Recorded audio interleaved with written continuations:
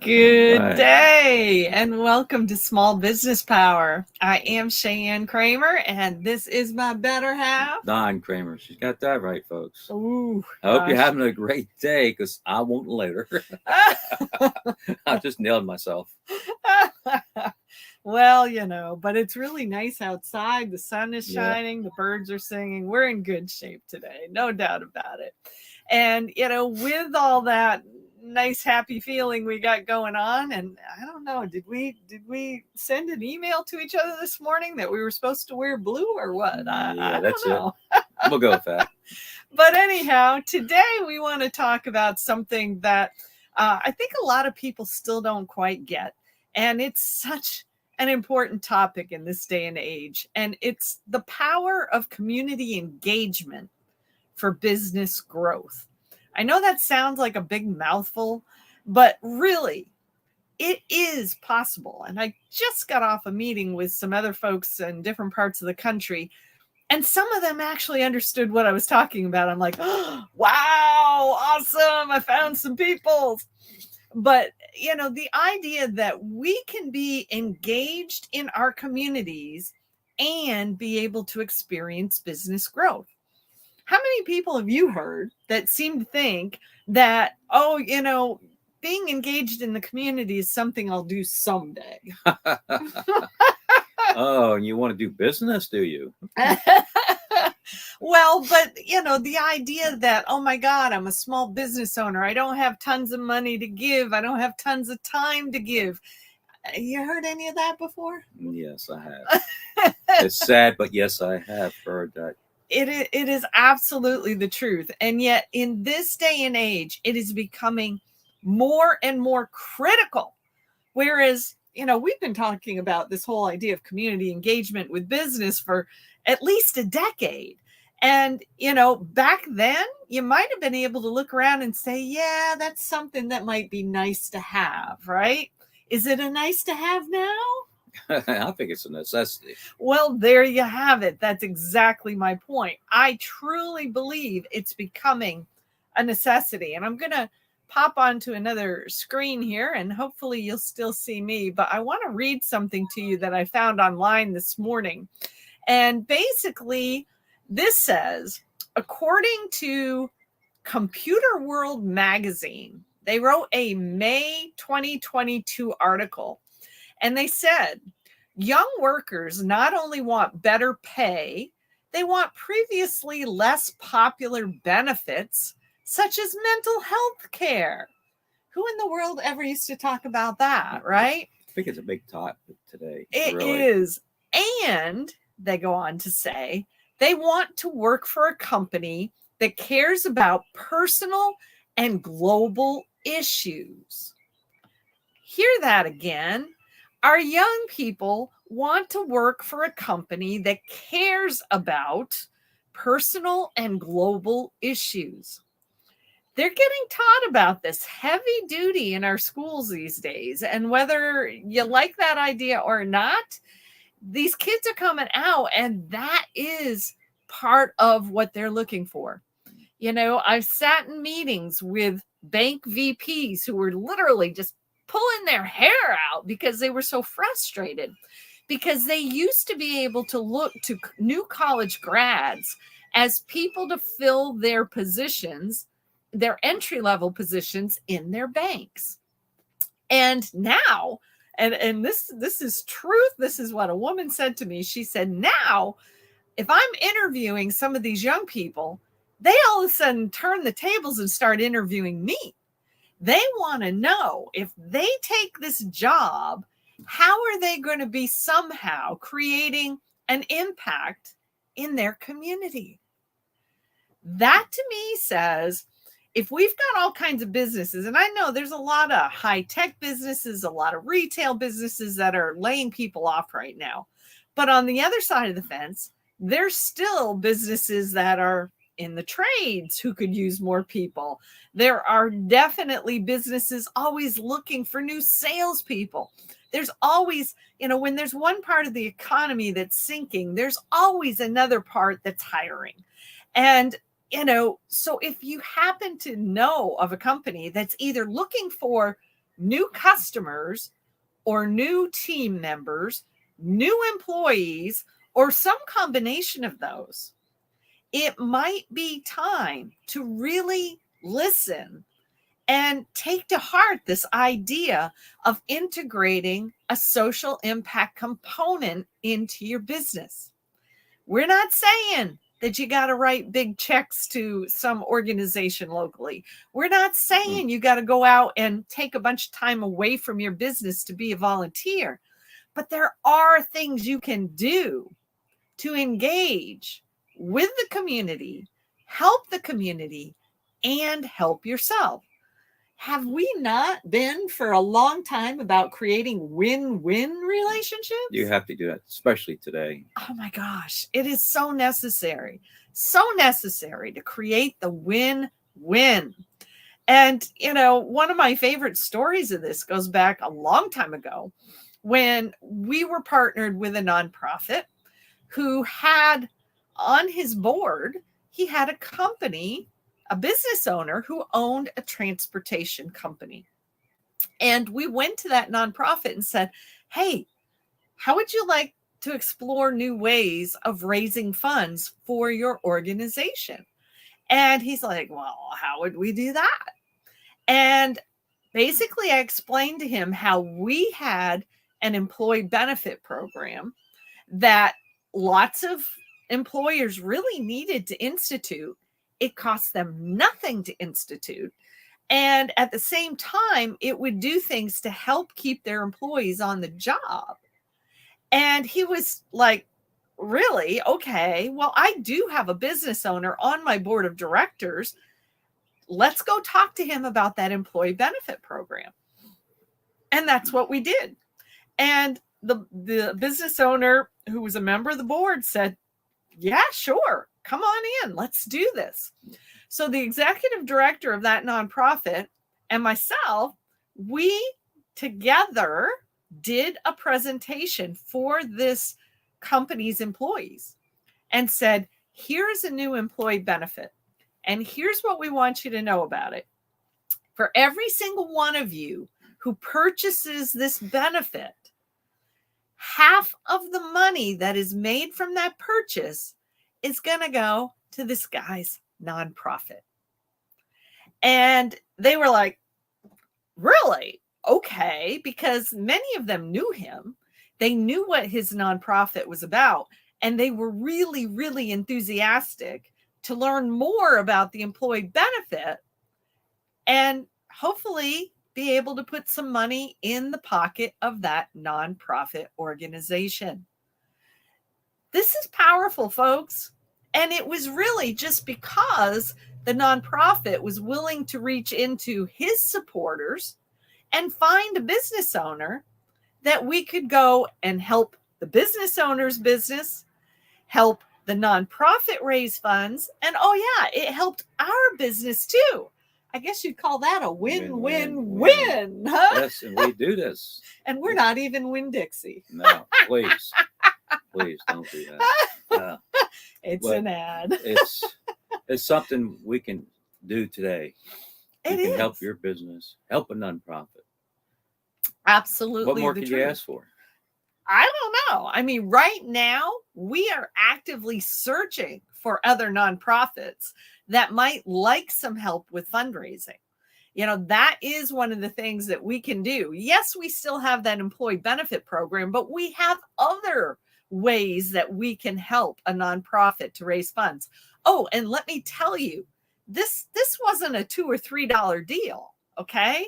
This was a situation that with us, the nonprofit, and that company, in the space of about 90 minutes, we split with that nonprofit $1,200. That's not just That's not pennies, bad per hour, right? No, per hour. Let's see, an hour and a half, $1,200. It was a wonderful situation. So we walked away with a paycheck. The nonprofit had a paycheck. And I promise you, because I know this nonprofit, normally it would have taken him a lot longer than 90 minutes to raise that $600 that he received out of that. So, we just really want you to understand the power of this. Another way that we can engage in our communities and be able to grow our businesses is the simple tool of looking for people in our community that we could mentor. I just got off a meeting with a gal up in Canada who's telling me that has been a regular part of her business for years, that they would get interns to come into their business, interns that could have been straight out of high school, maybe still in high school, maybe part of a college program, but they brought them in to be interns in their business. And if they intern in things related to sales and marketing, guess what? They can help you grow your business, and you might even be able to pay them as an intern out of that business growth. That's huge. How many small businesses do you know that would like additional sales and marketing help? They do need it. How many want it, though? That's quite the a difference. few. There's the big difference. A lot of them need it, and a lot of them do want it. Yeah. They have to put a little effort forward to teach people. It's they can contact us. We'll be happy to show them. Absolutely. And, that is a powerful, powerful tool, especially, let's talk about the young people we met last summer. How many of them knew more about social media than we did? All young people know about social media, the good and the bad. Absolutely. And, but the thing was, there was even a gal that she's still in high school, and she was being paid to be an influencer on social media. So people already had seen that she knew how to draw a crowd, that she knew how to make money on social media. Who in their right mind wouldn't want to hire that gal to be part of their sales and marketing team for a while? Let her help you grow your audience and your business, and you pay her something out of that additional business that she's helping to generate. This isn't rocket science, folks. Whether you reach out to a local high school, a local college, there's so many people in some of our nonprofits who are trying to figure out how to start their own business. I mean, we've taught entrepreneurship skills in prisons and in homeless shelters. And, we've worked with kids who are being recruited by gangs. All of these communities, and some of the young people we worked with last summer, they were young people who had aged out of the foster care system. Do you know that group of young people is one of the most likely to end up homeless? This wonderful woman in Raleigh area had 8 young adults living under her roof because she refused to let them be homeless. And that group came and was part of what we were doing. And they all had entrepreneurial endeavors they were working on. And they came and were part of the business expo that we all set up, and they took money home. They learned about sales and marketing that day. And like I said, a lot of them, a lot more tech savvy than me and you. Right? Oh, yes. They're very smart kids. They were. And they were. I think they have the best chance of really making their mark in the world. Yeah. Yeah. Well, through entrepreneurship, for sure. Definitely. A lot of them had a lot of creativity in their minds. A lot of them had a desire to be able to create their own income. I didn't sense that any of those young people wanted to just sit on, and receive checks from the government. None of them did. They wanted to make their own money. The biggest problem they had was, how do you make money from their talents? Yes. And unfortunately, the schools that they did attend didn't do much to teach them that. They didn't offer them anything in that department. Not in that department. That's the trouble. High schools do have a job to do. Mm-hmm. And one of their jobs is definitely not entrepreneurship. Because if you're a teacher, how do you explain your talent in entrepreneurship when you're not doing it? You're not an entrepreneur yourself. Yeah. Now, there have been some. I remember one of Nick's teachers that he Yes. learned automotive from actually had his own automotive shop. A few of them are good at that. Yep. And as one of the better teachers, I think, at that school.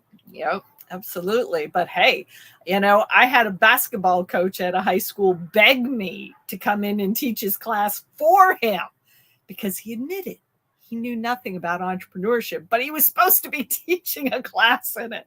He was pretty good at reading the book. I'll give him that. Again, I always question, who wrote the book? Well, there you go. Was it an entrepreneur? Or... There you go. But, here's another sad fact. And somebody reminded me of this recently, and I had forgotten this, but I know it's true. I've seen it with my own eyes, that a lot of high schools are measured not by how well the kids launch out of that school and start working. They're measured by how many they send on to college.